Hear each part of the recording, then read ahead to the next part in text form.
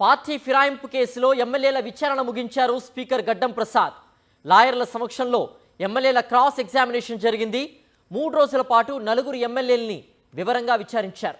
ఇరుపక్షాల arguments విన్న speaker first phase trial run పూర్తి చేశారు. ఎమ్మెల్యేల అనర్హత పిటిషన్ కు సంబంధించి నలుగురు ఎమ్మెల్యేల విచారణను పూర్తి చేశారు స్పీకర్ గడ్డం ప్రసాద్.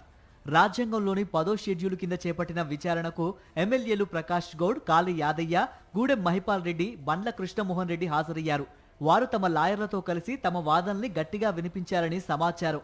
విచారణలో ఫిరాయింపు ఆరోపణలు ఎదుర్కొంటున్న ఎమ్మెల్యేలతో పాటు ఫిర్యాదు చేసిన బీఆర్ఎస్ నేతలు కల్వకుంట్ల సంజయ్, పల్లా రాజేశ్వర్ రెడ్డి, చింతా ప్రభాకర్ పాల్గొన్నారు.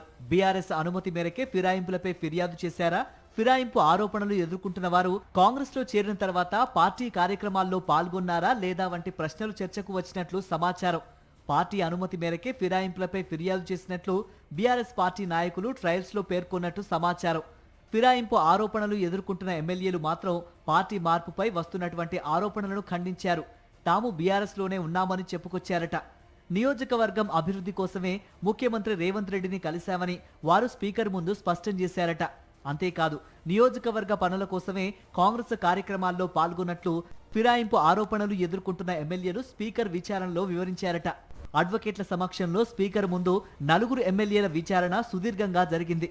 ఫిర్యాదు చేసిన నేతల తరపు లాయర్లు ఆరోపణలు ఎదుర్కొంటున్నటువంటి ఎమ్మెల్యేల తరపు లాయర్లను క్రాస్ ఎగ్జామినేషన్ చేసినట్లు సమాచారం.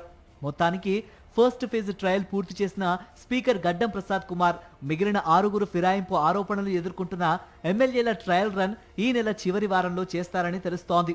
మొత్తం 10 మంది ఎమ్మెల్యేల విచారణ పూర్తయిన తర్వాత స్పీకర్ ఎలాంటి నిర్ణయం తీసుకుంటారు, ఈ అంశంపై సుప్రీంకోర్టుకు ఎలాంటి నిర్ణయాన్ని చెబుతారు అనే అంశంపై ఉత్కంఠ కొనసాగుతోంది.